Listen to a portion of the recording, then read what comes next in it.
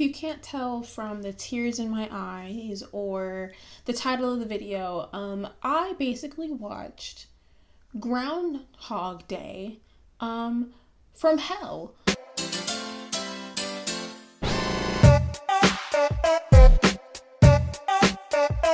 Hey guys, welcome back to my channel, and if you're new here, hi, my name is Zhariya Smith, and I typically make commentary videos just like this one. So if you guys happen to like that, you happen to dislike my gorgeous face, make sure to subscribe down below and hit the notification bell to get notified every single time I post. And yeah, so you know, my brain's very jumbled. So I decided to watch the movie Two Distant Strangers because I saw it trending on Twitter. I even retweeted a tweet. I can put it on the screen, which, you know, typically I watch things before I retweet the tweet, but I felt the message and I understood it, and I'm like, you know what, maybe I should actually watch this movie. And I typically don't like watching movies that are related to Black trauma in literally any way, because it traumatizes me, you know. So I didn't watch When They See Us because I already know the ending. I already know what's going to happen, and why would I want to watch that and then make myself cry? I already know this happens all the time, whatever. But something compelled me to watch this specific movie. Well, short film, I guess I should say. And I don't even know how to react. Oh, also, today's candle of the day is a lava candle, because it makes me happy, and right now I am very sad. So either way, let's talk about Two Distant Strangers, and I'll give you a review on it, I guess. That's what I do. No free promo. This is just a miscellaneous, watered down cold brew. You know, we don't do free promo on this channel. We don't really do any promo on this channel right now. But either way, the movie Two Distant Strangers recently came out on Netflix on April 9th. I'm filming this on April 15th. So, you know, it's been out for a couple of days. I've already seen Twitter having their discourse about it. And it's just very interesting. And typically, like all my movie reviews, I'm going to talk about the cast first. And this actually is a very limited cast. And the writer said that they wrote the script in July of 2020. So, yeah, let's get into it. Which I feel like is also why the cast is so limited, because of this panoramic we're in right now. But the movie was directed by Trayvon and Martin Desmond Rowe. The cast, the main character Carter is actually portrayed by Joey Bad. I don't curse on this channel. Joey Bad A. I would say his normal name, but that just feels weird coming out of my mouth just as much as that does. Next, we have Zhariya Smith, which I will come for her for having the same name as me, but spelled differently. She plays Perry. And then we have Andrew Howard, who plays Officer Merck. Like I said, very, very small cast. Carter is a graphic designer. Perry, who knows what she does. And Andrew Howard is the police officer that we deal with in this whole thing. What I will say is that about the characters, I think that this show, having such a limited cast, was very, very good in the essence of having like those repeating days. Basically, if you don't know, the premise of the movie is that well, I guess I can tell you this in the synopsis, but basically the lead character Carter dies. Typical Groundhog Day fashion. Or Russian Doll, or Happy Death Day. Literally, it's the same concept. Something happens, and it keeps on repeating over and over again. It happens just to be that Carter is dying, and he wakes up the next day and repeats his day and gets murdered over and over again in the hopes of getting home to his dog, Jeter, like Derek Jeter. But either way, this movie, before I talk about the plot and all that stuff, it was nominated for an Academy Award for Best Live Action Short Film, and for 2021, which I feel like is pretty cool. And yeah, so I'm going to get into the synopsis because, well, that's what I do in these reviews. Basically, in New York City, the lead character Carter, the morning after his first date, basically, he ends up, or Wikipedia calls it first date, but, you know, they had intercourse and he was leaving. And he basically finds himself trapped in this time loop. Now, the first time he died, I genuinely cried. And I will insert clip because I, for some reason, decided to do live reactions. What? Oh my god. We're elevating the content from vertical videos. Very sad.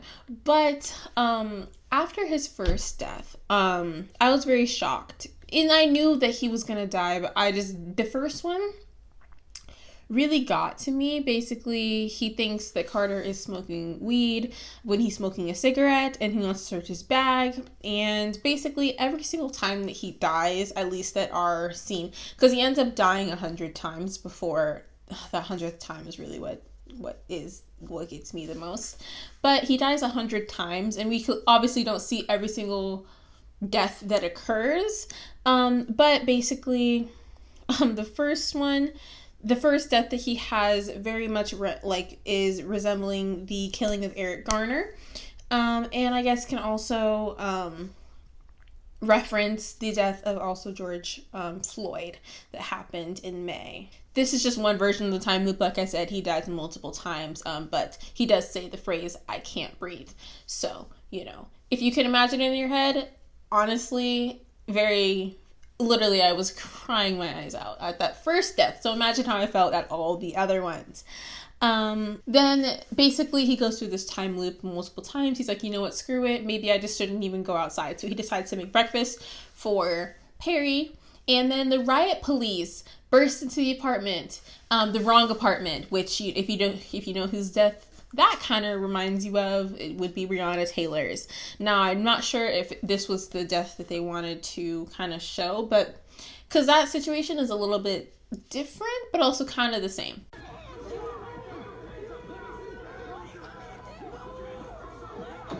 What the heck? Basically, riot police come into the apartment because he didn't get killed the other way. Or am I allowed to say killed on YouTube? We're going to say unalived now, starting from this point. But because the other officer didn't unalive him, the riot police come in and say, like, oh, this is apartment 6. Because earlier in the time loop, Carter mentions, you should probably get this fixed. Because her apartment is actually apartment 9, but it keeps on falling off the little thingy. So it falls under and it looks like a 6. If you don't know, 6 upside down looks like 9. Or, yeah, vice versa. So the riot police come in and, they murder him. Perry's screaming, and there you go, this is apartment 6, wanting for, drug stuff. And she's like, no, this is apartment 9. And then that's the end of the loop. That one really, really resonated, it hurt me. But basically, we then don't really see many played out things. We just see, basically a loop constantly of these different things. And obviously, I will be putting in my live reactions as I'm talking about this. Why is it that every single time he leaves the house, I hate this. I feel like when you watch movie reviews, you see this is what I think about this, but I want y'all to see my raw crying eyes for what I honestly couldn't really tell you. But after 99 deaths, and this would be death number 100, which is the good chunk of which is a good chunk of the film. This is kind of where it ends. And basically, one time along the way, Perry's like, oh, maybe you should try talking to the officer. So for the next couple times, he talks to the officer. And then this is what is very interesting to me, because there was one time where he speaks to the officer, and the officer's like, oh, well, I'm not going to kill you, and then tells him to go on his merry way. And then he just, instead of him getting killed, someone else gets killed by the officer, and then the time loops over. So this time he tries to talk to Officer Merck, and basically he says, hey, can you literally just drive me home? Because I feel like at this point, at least I figured that he was in the time loop with the officer. That's typically how these things work. Typically, the person is in a time loop with another person, and it has to be broken. That trope, has been a thing since Groundhog Day. But I love how I'm doing this live commentary. So now, I guess, I don't know what this man's name is. He's home. He's not with the officer. The actor who plays Officer Merck, what's his name? Andrew Howard played this officer almost too well. I literally want to punch him in the face. But he says, hey, can you literally just drive me home? So they start talking about various issues, talking about why he wants to be an officer, why Carter feels the way he feels about, police officers. They talk about systematic racism, mass incarceration, many, many big topics to talk about on a typical car ride home with an officer. And he even says, like, this is the longest time I've talked to one of you people, So if that says anything about this. After all this stuff, after this long conversation, we even see them driving and we see a little, I'll put a picture in. I don't think Netflix is gonna like copyright claim this over that. I hope not, because I'm so pissed about my big mouth video. Y'all don't know, that video would have been so much better with all the clips that I had in, but Netflix made me take them out because Netflix is a hoe. Actually, that's not true, because I want to be in a Netflix show or movie. But for copyright claiming my video that wasn't making money in the first place was just mean. But that aside, not me getting on a tangent about Netflix, we see over a building, we see different names of different police brutality victims as well. Which, I mean, it's also like New York. They probably weren't even the ones that put it there. It probably is already on the building in the first place. So, this is the part that like hurts. This is the part that hurts the most. This is the reason why I cried in the first death of like, him constantly getting like gunned down. But there was just something about them having this conversation. He's like, oh, we'll agree to disagree. They shake hands. He's like, oh, well, he's like, I like to say that I'll see you soon, but like, I hope that I don't, like joking about the whole time loop thing. I'm about to cry. And the officer, he's like walking, he's gonna finally see his dog. And like, if you're a dog owner, like, I love my baby Ramona. She is the light of my life. All he wanted to do was just get home to his dog to like feed them. And the officer just starts clapping. He's just like, that was a great performance. And it's like, performance. Like, Black people do happen to be people. And he starts talking about like, oh, you made me think that you were like, you tried to like humanize yourself. Just saying like all these horrible things to Carter. And it's like, this is like a huge 180, and you realize that this officer is legitimately he's a bad cop. Like, legitimately. And we then realize, or at least if you didn't, I feel like the viewer realizes this, that also now we know that the cop is also in this time loop with him. Meaning that even though this officer, because how the time loops work is that you're supposed to break the cycle and there's something that you need to do to stop this thing from happening, which means this officer, except for the one time with the riot police, murdered him 100 times, or I guess 99. That is terrifying. That is literally terrifying to think about. Now, this is a movie and it's technically science fiction or whatever, but like, it blows my mind. So he shoots him and he's like, see you tomorrow, kid. And then Carter wakes up once more next to Perry. And I, like, huh? And that's the end. Well, actually, I'll tell you what the ending is. Basically, after this whole ordeal, after these 30-something minutes of my heartstrings being pulled left and right, we finally see him put on his jacket, put on his backpack, hood up, headphones in, which we know is immediately a death sentence for a lot of young Black men, in the world. I don't even have to like lie. That's literally true. Look it up.